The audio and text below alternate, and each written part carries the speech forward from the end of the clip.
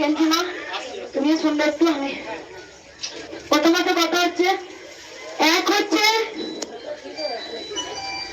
কারণ আপনারা সবাই জানেন, ফোন সাইলেন্ট করে রাখো, সবাই ফোন সাইলেন্ট করবেন। প্রথমত কারণ মন্দিরটা ভাঙার পিছনে কারণ আছে, ইমিডিয়েটলি এই মন্দিরটা ভাঙতে চলেছে। আমি সেই কারণগুলো আপনাদের কাছে তুলে ধরবো, এতদিন কিছু বলিনি। আমি মুখ খুলবো, নয় আমি মরবো, না আমি মেরে মরবো, দুটোই পত্রিকা নিয়েছি। মানে মারবো মানে মেরে মরবো। প্রথম আমরা সবাই জানেন হেতারি রোডের মন্দিরটা ভাঙা হয়েছিল। আমি কারণটা সবাই শুনতে পারবো, কারণটা আমি বলতে চাই, আমার এখানে বাধা দিলে আমি শুনবো না। হচ্ছে হেতারি রোডে যে মন্দিরটা ছিল কৃষ্ণকালী মায়ের মন্দিরে, তোলাবাজ জানেন তো? আমাদের দেশটা পুরো শেষ হয়ে গেল।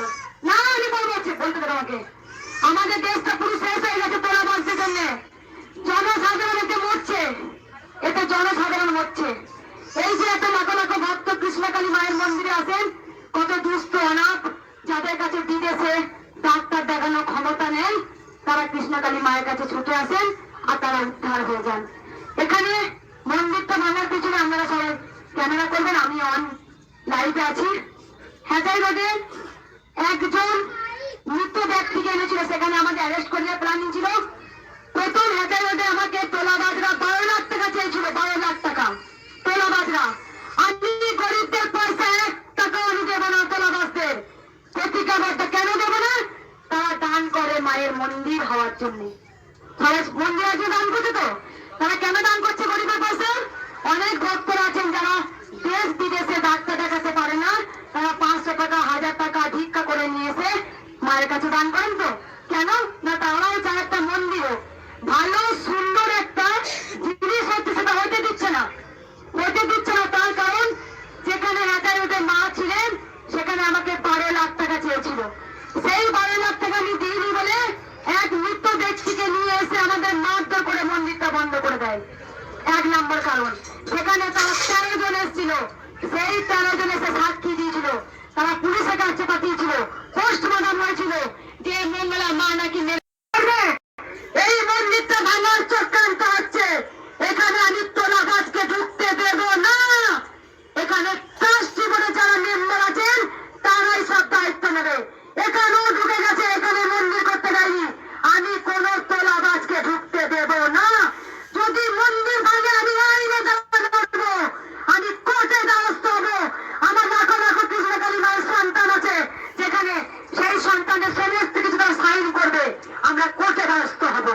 যেখানে বড় একটা উকিল আছে, তিনি নেট চলে যাবো, লেডিস উকিল, আমার কাছে তার যোগাযোগ আছে, আমি সেখানে যাব, সেখানে গিয়ে ন্যায়ের বিচার চাইবো, আমার অপরাধটা দেখতে চাইবো, আর ভক্তদের মুখে সাক্ষী আমি শুনবো। কারণ এখানেও তোলাবাজ ঢুকে গেছে, এখানে এই মন্দিরে। আজকে যে তোলাবাজরা টাকা পাচ্ছে না, মধুর মতো শুধু গালবে, সেই জন্যই তারা প্ল্যানিং করেছে মন্দির ভাঙবে। স্কুলের যে নেট দেওয়ার কথা ছিল, সেই নেটটা আমি পুরো ভক্তের টাকাতে লাগিয়ে দিয়েছি। সেই ভক্তের টাকা যাতে বাচ্চারা অ্যাক্সিডেন্ট না হয়, কোনোভাবেই পাচ্ছে না। অন্যভাবে প্ল্যানিং করে নিয়েছে যে তারা পুরো স্কুলের বাচ্চা নিয়ে অবরোধ করবে, রাস্তা পথ অবরোধ করবে। এটা তারা গেলে নিয়েছে, তারা প্ল্যানিং করে নিয়েছে। সমস্ত খবর আমার কাছে আছে। এইটাও আমি তোলাবাজ হতে দেব না, আমি নষ্ট হতে দেব না। মন্দিরে কোনো তোলাবাজকে আমি এন্ট্রি করব না,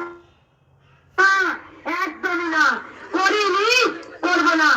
আমার মন্দিরটা মা স্বয়ং আমার কাছে এসেছেন, এত লাখ লাখ কোটি কোটি মানুষের মঙ্গল করার জন্য এসেছেন। আমি জানি তোলাবাজে হাতে মন্দির তুলে দিতে পারবো না। তার কারণে আমি বাড়ি করছি, কোনো বিজনেস করছি, এই দেবত্বের জায়গা আজকে 2 বিঘা জায়গায় মন্দির করতে দিচ্ছে না। 1 নম্বর চুপ করবেন, 1 নম্বর এখানে সাপোর্ট দেবেন, দয়া করে সবাই চুপ করবেন। 1 নম্বর এখানে সাপোর্ট দেবেন যারা কৃষ্ণকালী মায়ের প্রকৃত ভক্ত, আর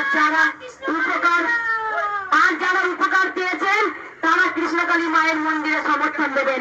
আর যারা দেবে না, যারা এখানে ব্যবসা লস হচ্ছে 1 নম্বর, আর যাদের হাতে ঘা লাগছে, কারণ মা বলেছিলেন ব্রাহ্মণ না হলেও আমি তোর হাত দিয়ে পুছে নেব। তাদের কিছু সাধ্য সিদ্ধি আছে, তারা মন্দিরটা ভাঙার জন্য চক্রান্ত করছে, আমি জানি। কৃষ্ণকালী মায়ের মন্দিরে আমি সেই কবে থেকে লড়ছি, ওখানেও প্ল্যানিং করেছিল 12 লাখ ধরাশায়ী হবে। আমি প্ল্যানিং করে মন্দিরটা ভেঙে বন্ধ করে দিল।